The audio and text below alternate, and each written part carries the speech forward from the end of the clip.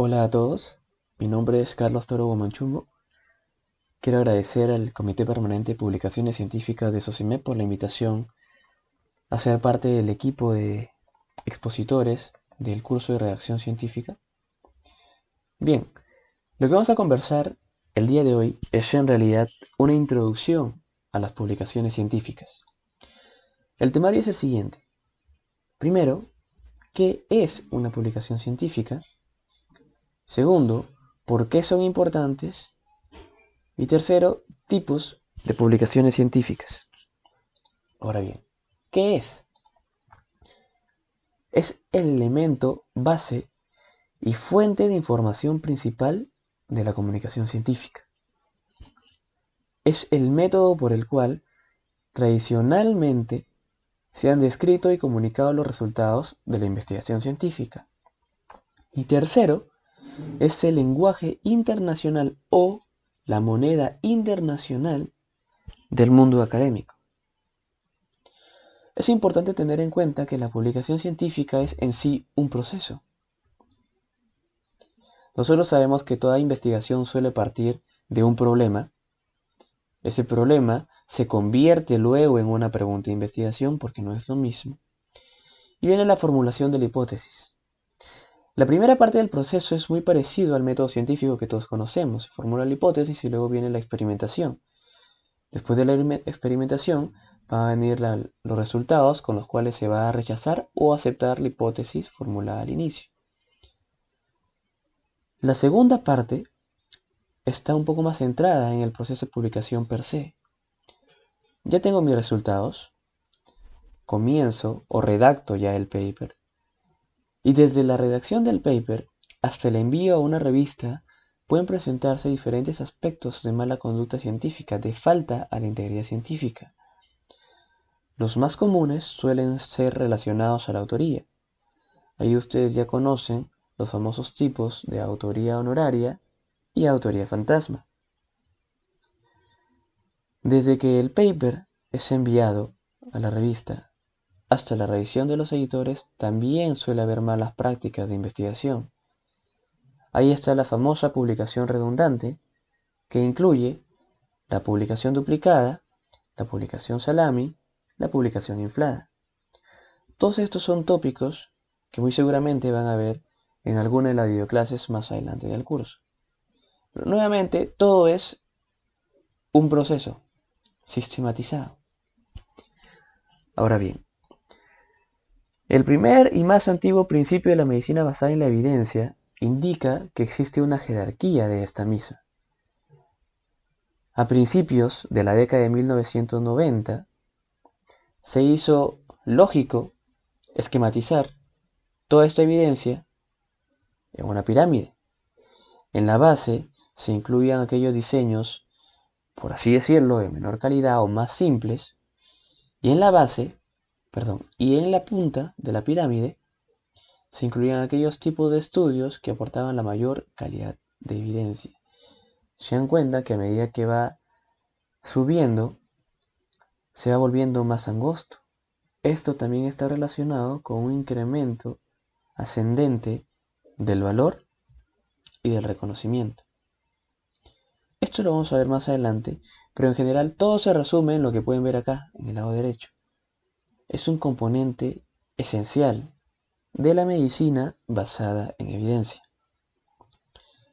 Ahora bien, conceptos básicos en publicación. Es importante tener en cuenta que no es una clase de bibliometría. Hablar de bibliometría es demasiado amplio, es un tópico muy interesante y que en realidad merece una sesión o sesiones apartes. No obstante, es importante que estemos familiarizados y conozcamos algunos aspectos básicos relacionados al proceso de publicación científica. Por ejemplo, el famoso peer review, que es la revisión por pares. En esta diapositiva pueden ver de manera esquematizada y bastante sencilla cómo es el flujograma de la revisión por pares. Todo parte desde que el autor tiene su manuscrito listo, hace la selección final de la revista y lo somete. Hay una recepción inicial por el comité editorial quien asigna un número o un código y procede con la revisión general inicial. Hay dos opciones, que se rechace o bien que sea asignado a un editor de área. El editor de área vuelve a hacer una revisión y en realidad entre la revisión del comité editorial y el editor de área, ¿qué aspectos se ven? Si cumple con los lineamientos de la revista, si no hay faltas éticas como plagio. Todos esos aspectos son cosas que evalúa el editor. En el caso de que pase esta fase, el editor asigna el manuscrito a una revisión por pares, a árbitros. Por lo general, no siempre, suelen ser dos revisores. Hay revistas que suelen enviar el mismo manuscrito desde un inicio a más. Pero bien, supongamos de que sean dos. Pasa un tiempo, que es variable, de acuerdo a la revista, y al final viene a haber dos opciones. Estos revisores o lo rechazan y regresa al autor, o bien se acepta. Esta aceptación por lo general es o con cambios menores o con cambios mayores. El manuscrito ya revisado regresa al autor para que subsane las correcciones hechas por los árbitros. Ahora bien, es importante tener en cuenta de que un manuscrito puede pasar una, dos, tres veces por revisión y al final puede terminar siendo rechazado. Bien, otro concepto importante es saber o familiarizarse con el tema de indización. ¿Por qué? Hace algunos años que un estudiante publique en cualquier base de datos, simplemente que publique, ya era un hecho importante. Pasaron los años y Cielo se convirtió en un lugar importante donde apuntar. Que un estudiante publique en una revista indizada en Cielo era realmente una hazaña. ¿Por qué? Porque significaba de que aumentaba su número de lectores y segundo, estaba publicando en una revista que de alguna manera cumplía ciertos criterios de calidad básicos. No obstante, en los últimos años, esta valla ha aumentado, ha crecido. No solamente se ha visto como posibilidad, sino como un hecho, de que los estudiantes de medicina pueden publicar en las bases de datos más importantes a nivel internacional, Scopus, Medline y Web of Science. Ahora bien, factor de impacto. ¿Qué es el factor de impacto? En realidad es parte de un conjunto enorme de indicadores bibliométricos. El factor de impacto, que suele estar relacionado al Insights Journal Citation Reports de Thomson, permite comparar revistas científicas y evaluar su importancia relativa según las citas recibidas por los artículos que publica. Por lo general se basa en los 2 años anteriores y se calcula dividiendo el total de citas recibidas por dichos artículos entre el total de artículos publicados. De manera sencilla, para no complicarse mucho, mayor factor de impacto que tiene la revista, más citada es, mejor es. Otro concepto importante es el tema de los famosos cuartiles. Si ustedes colocan en Google Simago Journal, la primera página que les sale es esta. Ahora, Simago Journal al Control Rank es un portal público de evaluación de revistas y países basado en la información contenida en la base de datos de Scopus. Aquí yo puedo buscar la revista cualquiera y de manera indirecta en realidad veo indización, si está por ejemplo en Scopus, y de manera directa veo los cuartiles. Q1 suele ser verde, Q2 amarillo, Q3 naranja y Q4 rojo. Naturalmente, mientras más cercano esté el Q1, mejor es la revista. Finalmente, un concepto en realidad muy usado y a veces muy sobrevalorado es el famoso H-index. De manera sencilla, para no complicarse mucho con el concepto, se dice que un científico, un investigador, tiene un índice H si ha publicado H trabajos con al menos H citas cada uno. El H-index representa la productividad y el impacto de un investigador. No obstante, es variable. Por ejemplo, aquí vemos dos imágenes que corresponden al H-index de la misma autora, pero vemos que el H-index varía. Uno, que es de Google Scholar, sale 37, y otro, que es Scopus, sale 29. Ejemplificando el concepto que se dio al inicio sobre el H-index, básicamente se dice, supongamos de que una persona tiene un H-index de 5, esto significa que ha publicado al menos 5 artículos que han sido citados al menos 5 veces. Ahora bien, importancia e implicancias de publicar. Es más o menos una síntesis y está muy relacionado a lo mencionado al inicio. Permite el desarrollo de la ciencia. Estamos hablando de medicina basada en evidencia. Segundo, es indudablemente un criterio importante de evaluación para cargos en universidades e incluso las publicaciones científicas es un criterio para evaluar a las universidades per se. Todos están familiarizados con el famoso SIMAGO Institutional Rank. Actualmente, para aparecer en el ranking tienes que tener 100 o más outputs para aparecer, en Scopus naturalmente.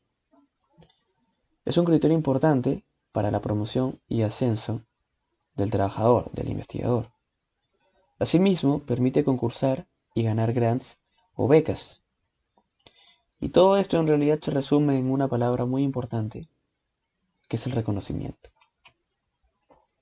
Esquematizado de una mejor y manera más simple. Lo primero, si es que te ha costado tiempo, esfuerzo y quizá dinero, entonces ¿por qué no ser reconocido por ello? Segundo, otras personas pueden beneficiarse de tus resultados. ¿Quiénes? Pacientes, otros investigadores o instituciones.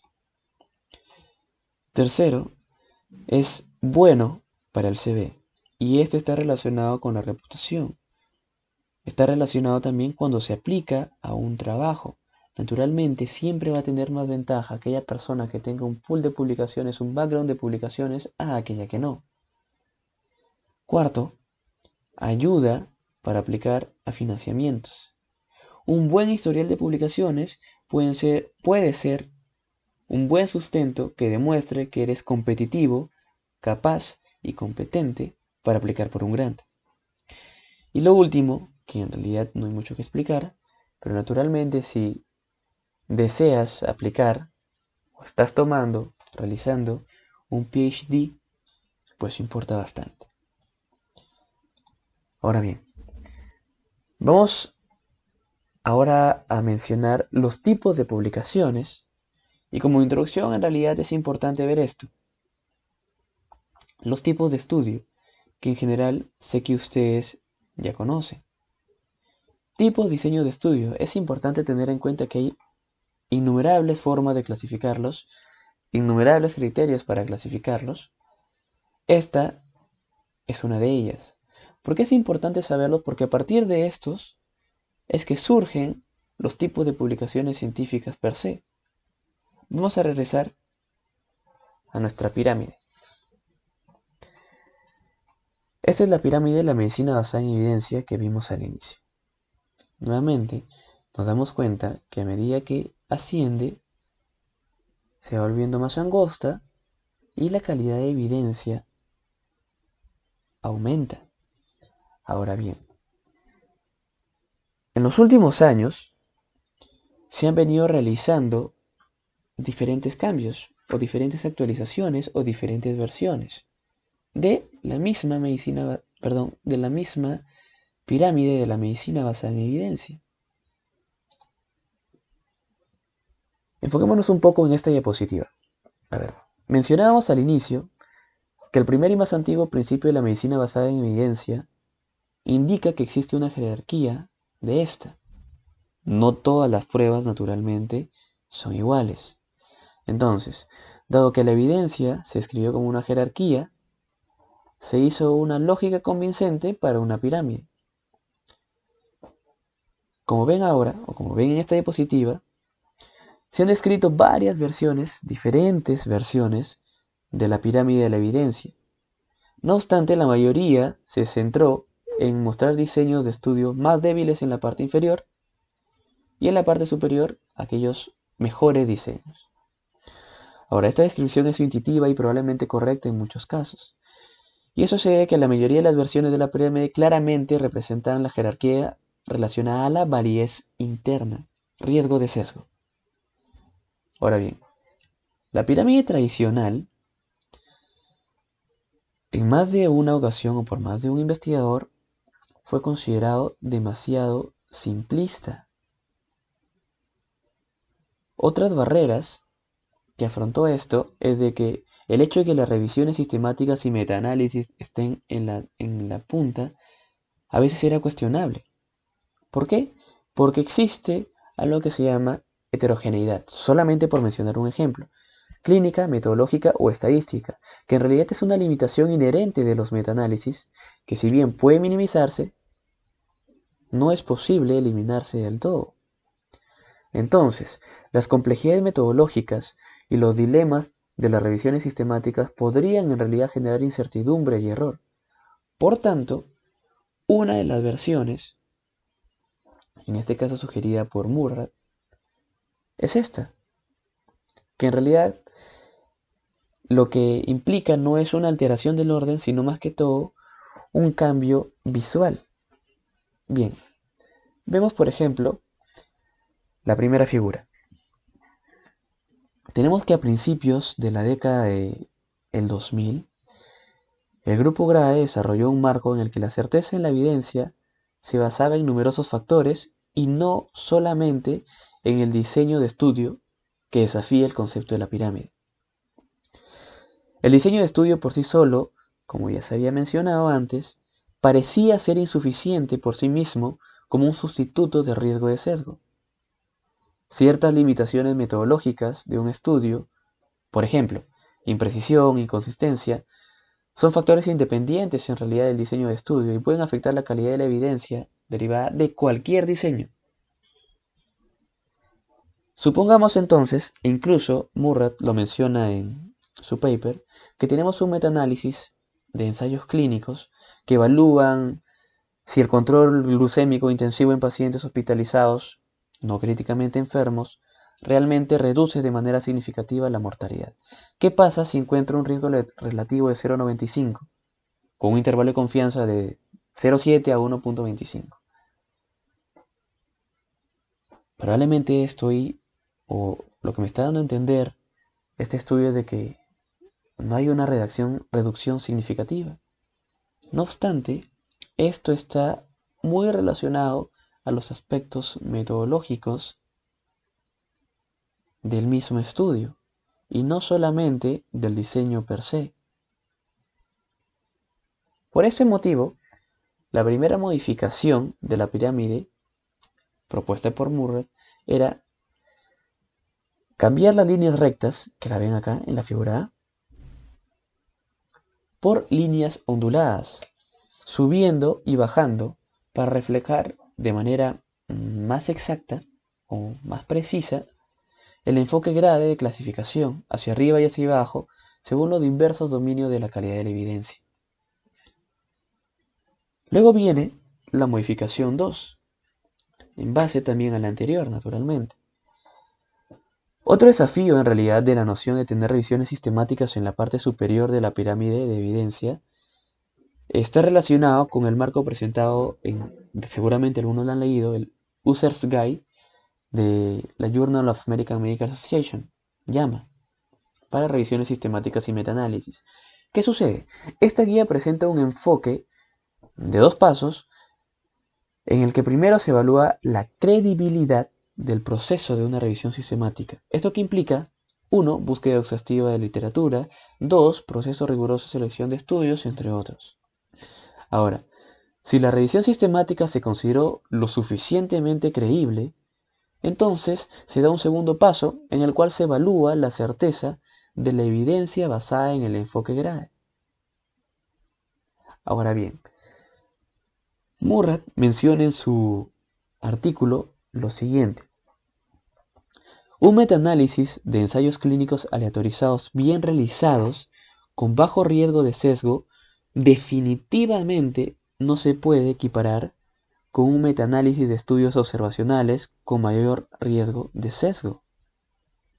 ¿Cierto?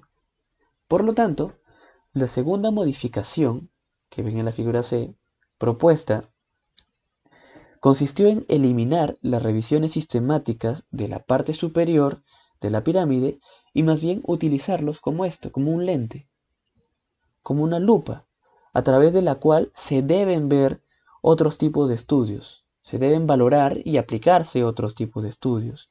La revisión sistemática, que se entiende como el proceso de selección de los estudios, y el metaanálisis, que viene a ser la agregación estadística que produce un tamaño efecto único, son considerados en este modelo como herramientas para consumir, para evaluar, para valorar y para aplicar la evidencia por parte de las personas interesadas.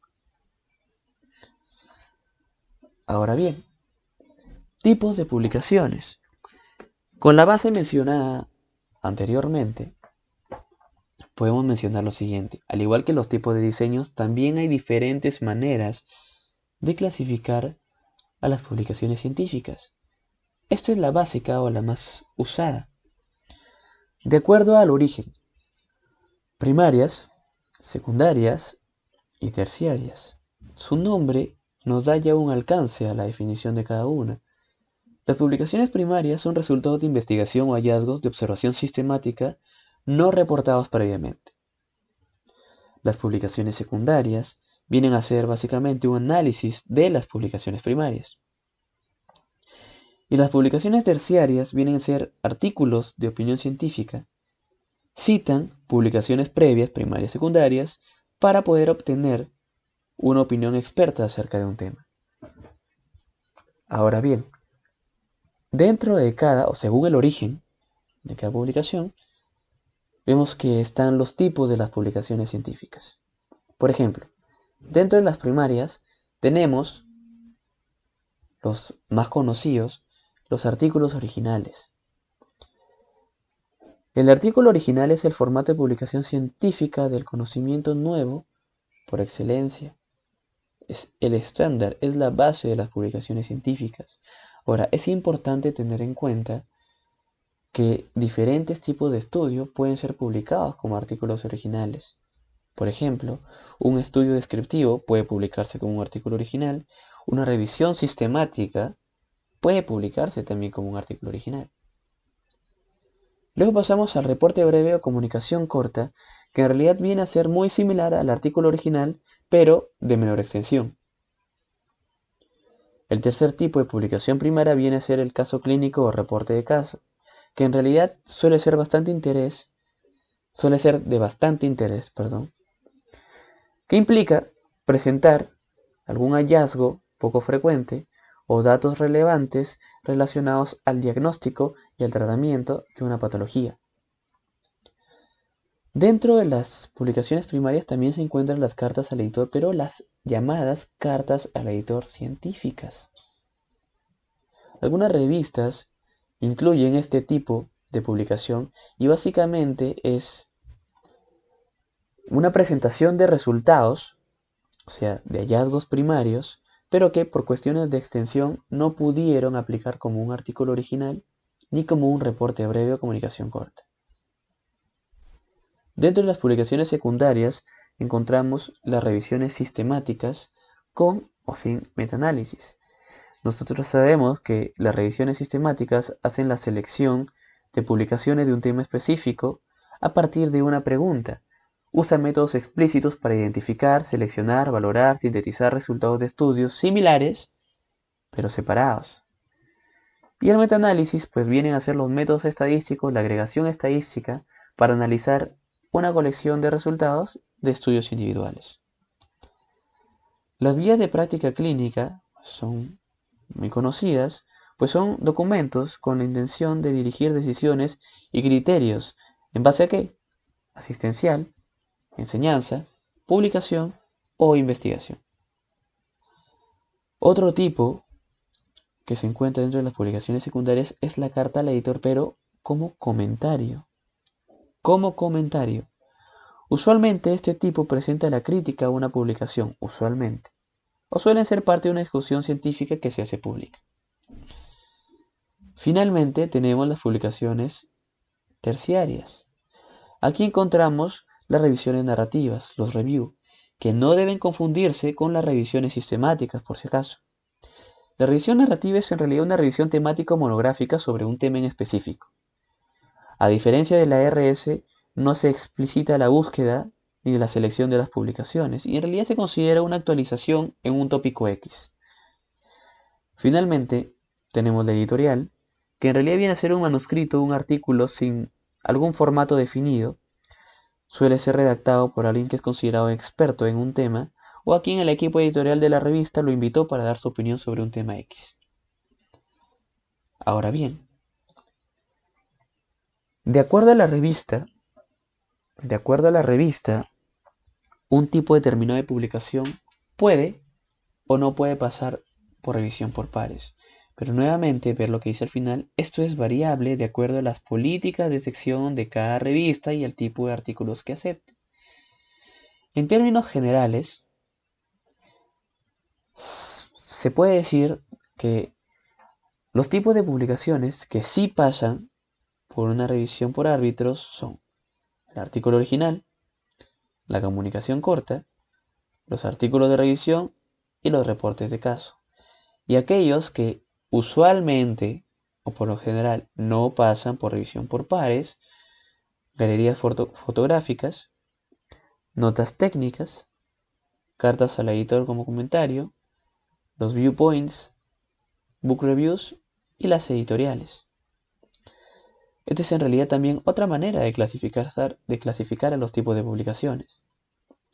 Finalmente, podemos también categorizar a las publicaciones de acuerdo a la extensión que tiene cada una. Esta diapositiva es en realidad un extracto de las instrucciones para autores de la revista del INS. Se dan cuenta que cada sección de la revista presenta una extensión diferente tanto para el resumen como para el contenido, así como para las figuras, la cantidad de figuras y tablas y referencias bibliográficas. Por ejemplo, los que suelen ser un poco más extensos son los artículos originales, las revisiones y los simposios. Y las que suelen ser de menor extensión suelen ser las cartas al editor. Nuevamente, esto también es variable de acuerdo a las políticas de sección de la revista y a la revista en sí. Ya para terminar, algunos conceptos o algunas frases en realidad planteadas como pregunta.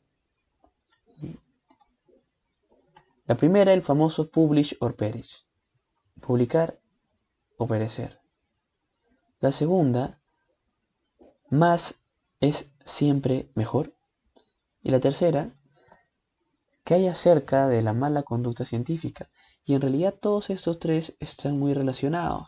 ¿Por qué?